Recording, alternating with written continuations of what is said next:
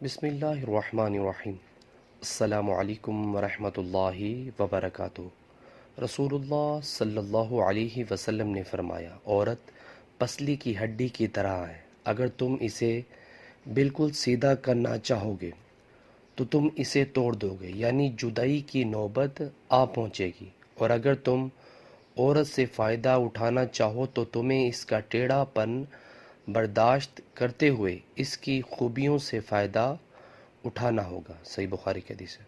Viewers, اس حدیث میں رسول اللہ صلی اللہ علیہ وسلم نے فرمایا، عورت پسلی کی ہڈی کی طرح ہے، اگر تم اسے بالکل سیدھا کرنا چاہو گے تو تم اسے توڑ دو گے، یعنی جدائی کی نوبت آ پہنچے گی، اور اگر تم عورت سے فائدہ اٹھانا چاہو تو تمہیں اس کا ٹیڑھا پن برداشت کرتے ہوئے اس کی خوبیوں سے فائدہ اٹھانا ہوگا۔